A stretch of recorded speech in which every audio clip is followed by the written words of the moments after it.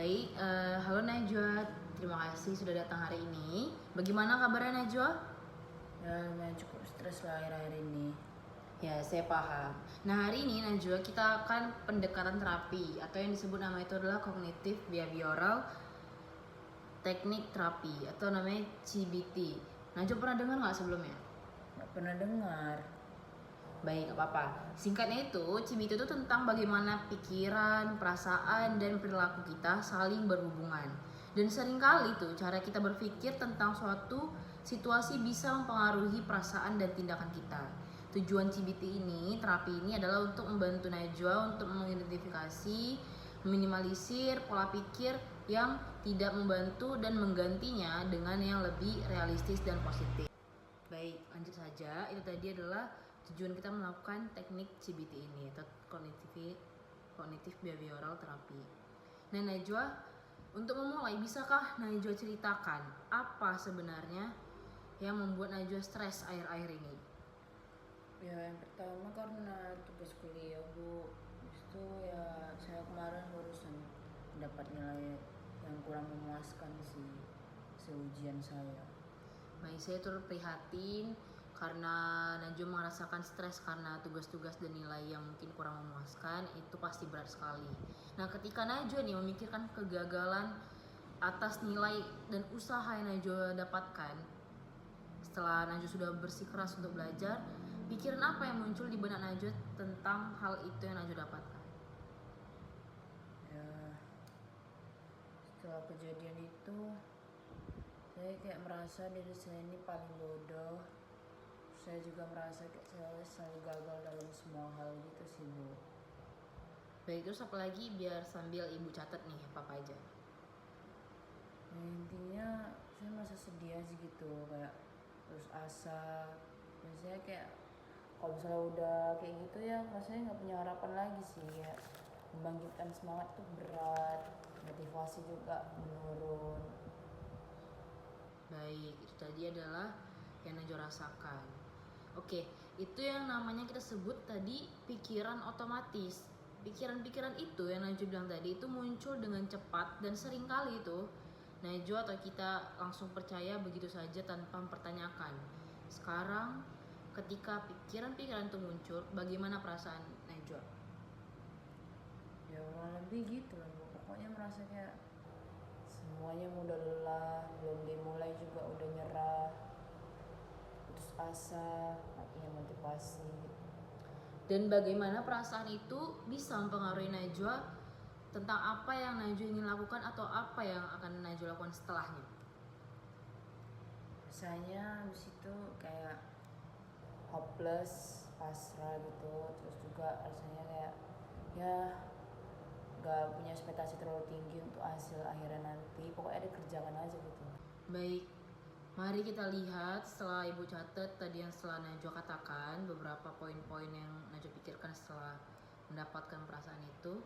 Nah, setelah kita lihat pikiran-pikiran itu satu persatu seperti Najwa bilang, saya benar-benar merasa hopeless atau pasrah, tidak ada harapan karena sudah berusaha semaksimal mungkin, tapi nilai ujian keluar tidak memungkinkan dan tidak sesuai harapan.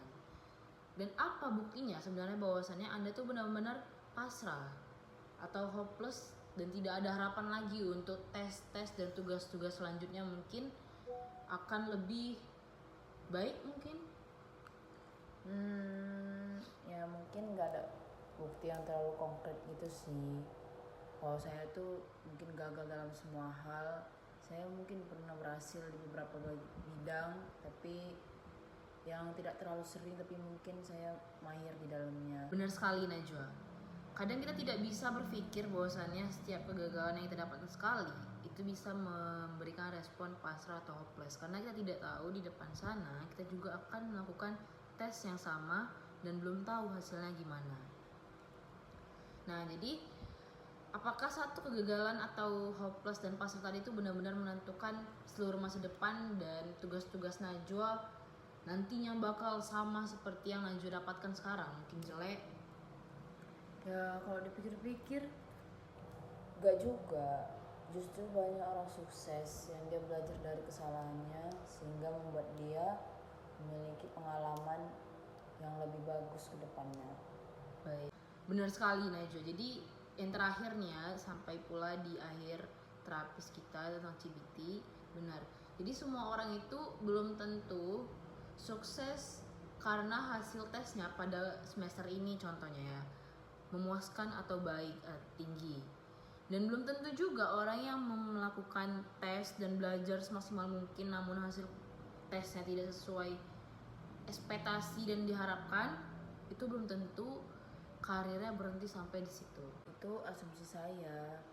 Saya tidak bisa sih baca pikiran orang lain. Mungkin mereka juga punya masalah sendiri atau tidak terlalu memikirkan kayak kegagalan saya, tapi saya ya terlalu fokus gitu terhadap pandangan mereka ke saya. Baik Najwa, Anda sudah berhasil untuk meminimalisir, mengidentifikasi, dan menantang pikiran-pikiran otomatis yang tidak membantu itu.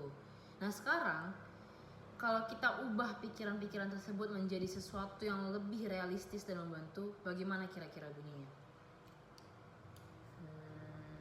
Ya mungkin saya akan melakukan kesalahan dalam presentasi, tapi saya bisa belajar dari itu. Atau mungkin kegagalan ini bisa memberikan dampak positif atau nilai yang saya buat secara pribadi atau profesional. Intinya saya bisa menutupi kegagalan saya tadi itu mungkin dengan ya keberhasilan yang saya lakukan di bidang yang lain, seperti itu. Wah, benar sekali Najwa.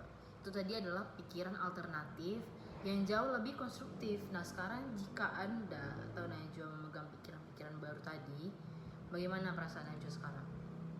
Pastinya sih saya merasa lebih baik, terus juga ya sedikit pasti memiliki harapan juga, lebih ada motivasi lah untuk diri sendiri.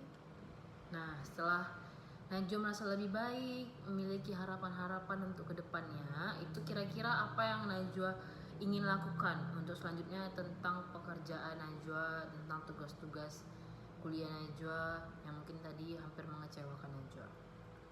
Nah mungkin saya pasti mencoba untuk menganalisis diri saya sendiri.